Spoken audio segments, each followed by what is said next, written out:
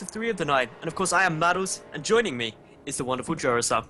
That's absolutely right. We have a pretty cool best of 3 here for you guys. It's going to be a UK versus Ireland battle going on here on Belshire Vestige. I'm pretty excited. Starting in this game 2, the top left-hand position, representing Team My Insanity, who I guess a lot more people know about these days. It is ABomb. Fresh off practicing, no doubt. A lot of builds with Stardust, of course, recent DreamHack winner, although not the most recent one. It's noteworthy. Still a top 4 finish, though, twice in a row. But he's going to be facing off against the pink Terran player in the bottom right. A very strong UK-based Terran currently playing for Team Carnage. Can he do it? It is Jimmeh. Now you brought it up, so I get to do it. Hyun won, and Hyun did the most awesome champagne moment ever of a DreamHack ever. Oh, the first 10 seconds was still really awkward, where he was shaking the bottle and nothing happened. No. It was awesome. It was incredible. He not only did it actually spray, which like no one else has actually managed to make it do ever, but then he downed half of the bottle. I'm sorry, he was awesome. I will admit, that was massive boss mode right there. Exactly. Like, the fact that it sprayed shouldn't in itself be that amazing an event on the grounds that you have champagne, you're supposed to spray it. But because no one had actually done it before, this is massive news. But I honestly though, I'm so happy for Hyun. Like, the number of Playhem daily tournaments I cast however long ago that he's won are literally countless. Like, at least over 10. We named Belshire Beach TSL Hyunshire Beach because that's all he ever did. Just 2 base Baneling bust against Protoss no matter what happened. Against every build on that map. Like, he's actually so cool. He's one of my favorite players, and I think he had such a rough time as well, because everyone's like, oh, is he really that good? Yeah, he wins online events. It's just like, yeah, we'll gloss over the fact that he was a, like, GSL Codes finalist, and he lost by 1 map. Like, I lost a bet on that. I don't want to be reminded of that night, because that night is when I ended up spending $180 US on Korean barbecue for the Liquipedia crew. That's another story. I'm bad with StarCraft bets. Caster Curse is fully alive with me, and ooh, we have an engineering bay block on the natural there. So it looks like, oh, or do we? No, we don't. Didn't quite get down in time. I saw the image of the engineering bay come up just as we flicked away, and thought, are we gonna get it? But it doesn't look like we are. No, ABomb just playing this fairly standard, actually. 1 gate expand going to be coming down here. 2nd gas now coming up. Down for Jimmeh. He did get the gas down, but isn't reapering. Instead, he's getting down a reactor and then an expansion. So, fairly normal stuff coming from both players. Macroing it up. No 1-base plays, no 1-1-1s. No, I want to kill you as quickly as possible. And this makes sense, because it's a best of 3 after all.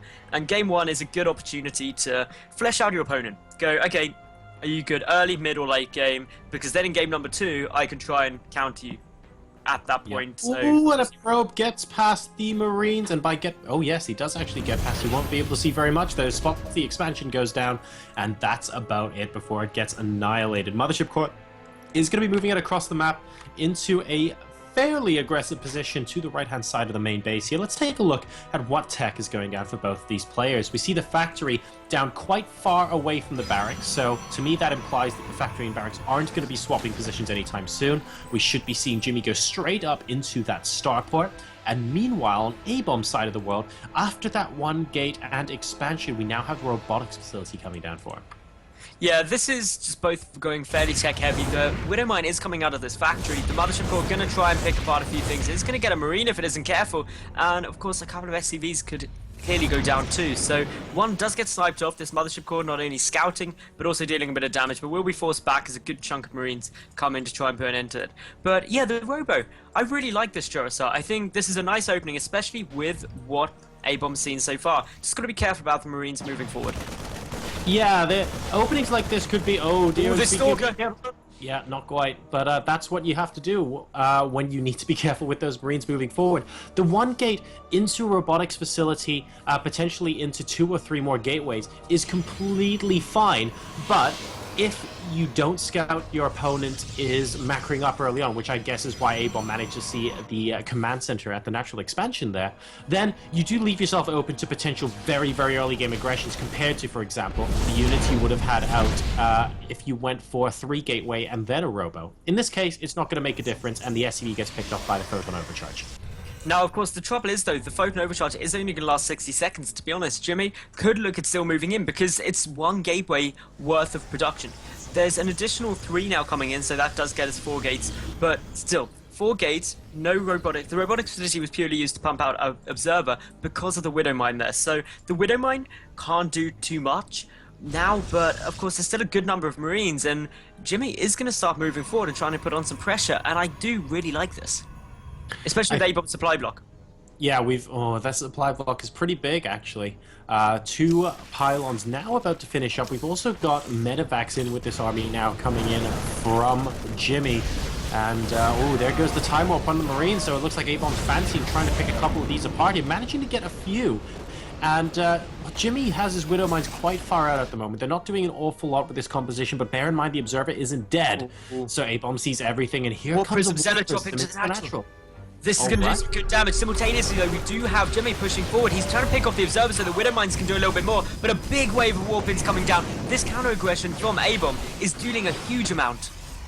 It is indeed, and what is Jimmeh going to be doing about it? Oh, nice Widow Mine hit on a couple of those Stalkers.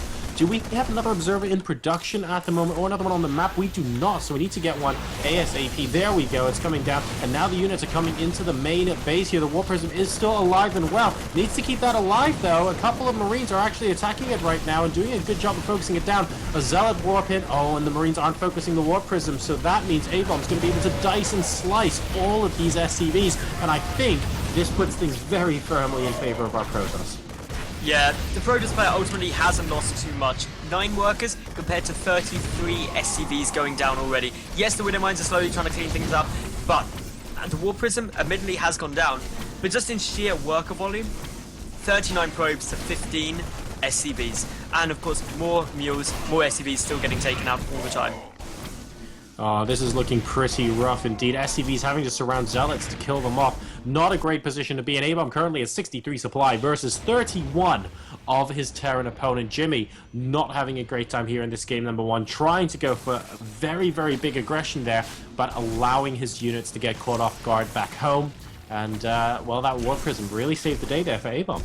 Yeah, it made the difference between winning and losing, quite frankly. And now, with these Stalkers coming in, ABomb, he wants to put an end to it, but with the Widow Mines there, you've got to be a little bit careful. The detonation does go off, of course, making those Marines very low too. There is another Widow Mine, which is going to get a nice little hit there. Kills one of the Stalkers, another getting very low on health, but still, Stalkers wandering around. Behind this, Robotics Bay coming out. The worker count, 50 to 19. That is a huge advantage for ABomb. And that really says it all. I mean, the long-term economy here means that there's practically no chance for Jimmeh to get back in this game. ABomb's actually in the middle of taking his 3rd base now as well, such is his confidence. I like the fact that he's doing this because when you're in a position when you know you're very far up in a game, it's really easy for ABomb to go into the mindset of, oh, I should just win this game now, so I'm just going to double up and get more units off of 2 bases. And that's perfectly fine in the sense that you can probably still win the game 9 times out of 10 like that. But the 1 time out of 10 you get into that ridiculously horrible engagement, all of a sudden it's 2 base versus 2 base and you've lost a lot more in army supply, and the game effectively nullifies itself and becomes a little bit more of a drawn out one. So the safer option is always to go for the macro, and I like the fact that ABomb's doing that here. Now, these 2 Marauders are pushing forward. They're going to try and take out some of these Stalkers, but they're both getting very low. In the process, one of the Stalkers does get taken out. The second Stalker getting very low, but this should be cleaned out with the Observer there as well. The Widow Mines, they can get dealt with very easily, very quickly. Very frustrating as well here. The Widow Mines going to just try and hug up on these Stalkers, burrowing as fast as they can, but the Stalkers, they can just move away. Yes, it's bought some time, but still, things looking so good for ABomb, especially with this 3rd now up and probes transferring to it.